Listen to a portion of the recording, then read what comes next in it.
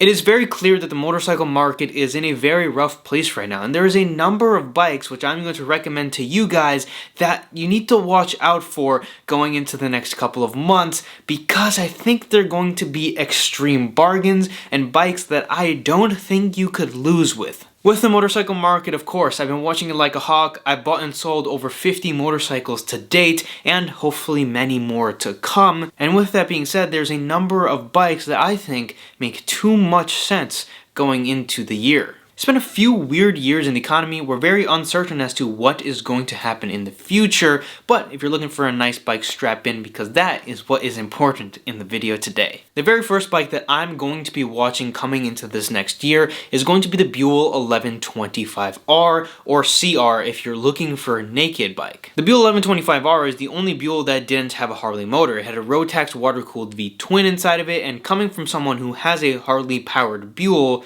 they're kind of held back by the fact that they did have that Harley collaboration. If you've never heard of Buell, they have a long and illustrious history, and I'll link a video down below that goes into some details on the bike that I own. But the 1125R just a few years ago was a bike that was well over $5,000, and if you had a nice condition one, you could still get MSRP for the bike. Even though these bikes were being closed out in 09 and 10, these bikes were still fetching MSRPs if you had a nice one, just right around the pandemic time. But the problem with the 1125R is the owners. The owners want too much money for their bikes, and they end up sitting on markets for a year and even 2 years. There's a few bikes I've looked into getting myself around the $5,000 mark, and I've seen them for sale.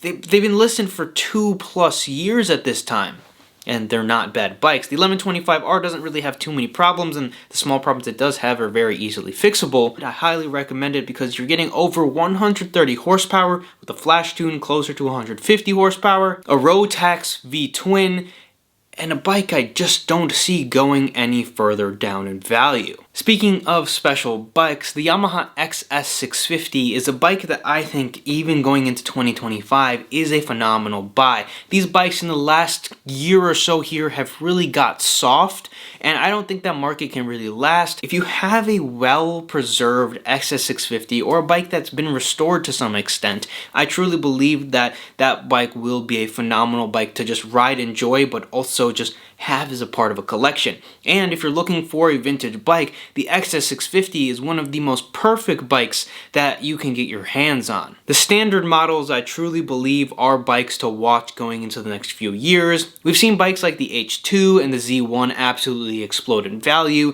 and the XS had a little appreciation, but I still think that this bike could have a year where they go crazy. Now, am I going to be putting all of my eggs in that basket? Absolutely not. I own mine because I love how it rides, I love how it feels, and I love everything that it represents. And to me, that's why I think you should go out and buy an XS650. I've made extensive videos talking about my bike, so I don't want to go into it and bore people even more, because I've talked a lot about the XS650, so I'll link down below the videos if you want to watch them. Now, we talked about the Kawasaki H2, and that's actually a bike that I don't think and won't recommend whatsoever, because values of those I see tanking very hard in the next little bit to come. The bike that I think that we should focus a little bit more on is the Kawasaki H1. With the price difference of the H1 and the H2, I see the H2s falling a little bit. Honestly, I truly do see them falling a little bit, and with that, I think H1s will pretty much stay about the same price.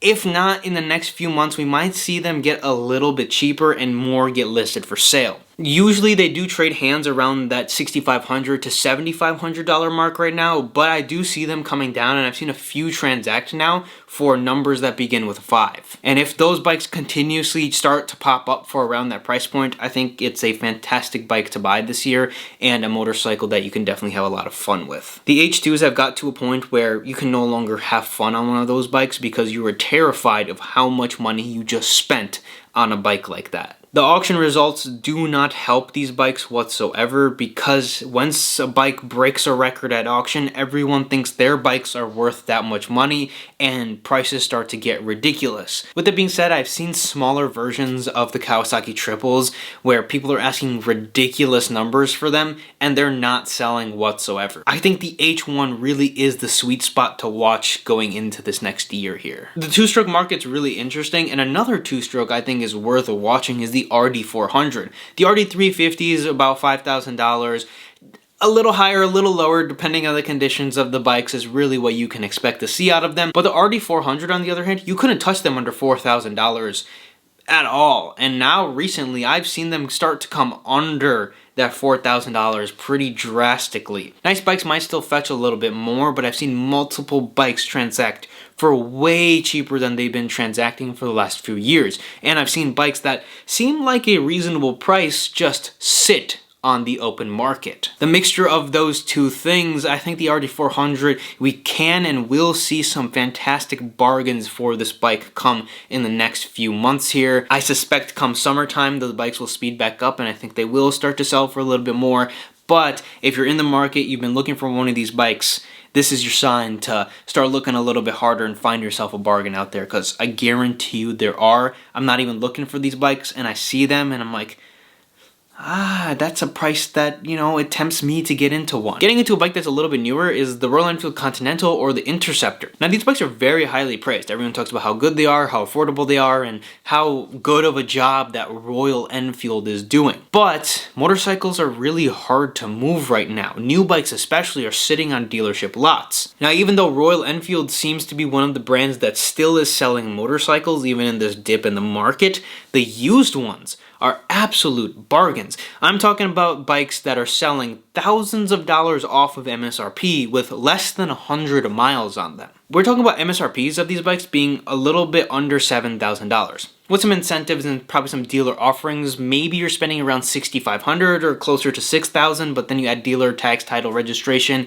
and you're getting close to that $7,000 mark. I'm seeing these bikes on open market for close to half of that. So let's say you spend $7,000 on one of these bikes. You can go and buy one of them for $3,000 or $4,000 off of MSRP. A few of these bikes had less than 100 miles on them. We're talking about 58 miles, 120 miles on these bikes. They basically were rode from the dealership to the person's house and parked. If you're looking for a newer bike and you thought about getting one of these, I've thought about getting one of these bikes brand new. I resisted because of depreciation.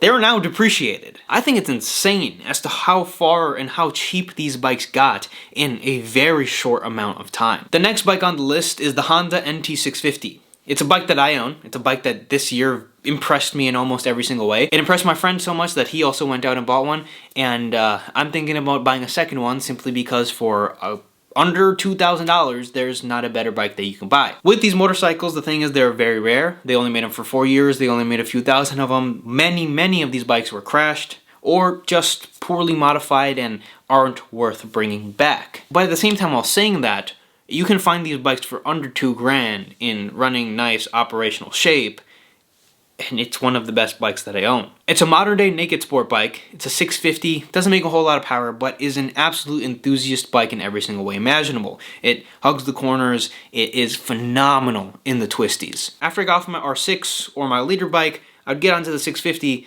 and I wouldn't be looking for that straight line acceleration. There's a few people in my comment sections when I talked about this bike, they're like, it didn't keep up with my buddy's Gixxer 750.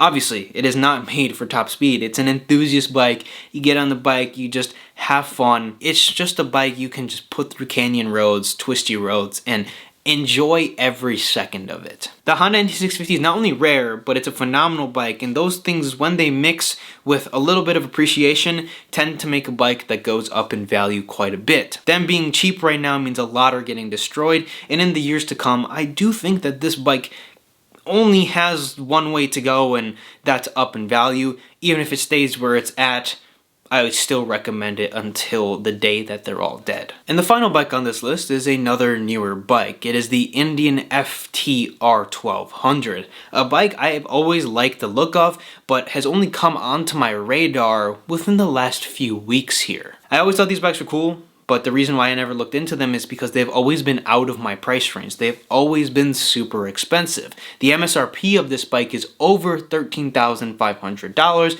Dealer tax title fees, you're looking at closer to $15,000 into this bike. For the sake of the video, we'll call 14 in case there's incentives and all of those things that dealers do give out, especially this time of year. These bikes now not only have gotten under $12,000, not only under $10,000, but are now closer to $8,000 on the used market with only a few thousand miles on them. We're talking about 30 to 40% off of MSRP, in some cases maybe even more. Once bikes come that much off of MSRP, have gotten a little bit older, that's when they usually stop seeing depreciation as rapid as the first few years. But not only have these bikes got into the position where they're thousands of dollars off of MSRP, the open market, they tend to sit for a long time so you can get yourself some deals. They're also really cool motorcycles and a bike that I think I would get into if they fell a little bit more. Once again, it's a very big price tag, over $8,000 right now. So I would have to stretch a little bit to add one to my garage, and I probably wouldn't be able to keep it for a long time. But just to have one for a summer or two, I think you could really enjoy and use one and lose little to no money. I'm yet to buy a new motorcycle. Maybe someday, one day, the time will come when I do buy a new bike. I have one on order, but BSA, if you ever decide to come into the US, maybe that'll be my first new bike, but I don't know. With all of that being said, if you did enjoy this video, you agree with some of my things, disagree with some of my things, have other bikes to add to this list, some bikes that you guys are watching, let me know in the comment section down below. As always, if you're not subscribed, subscribe to the channel, leave a like on the video, and I will see you guys in the next one.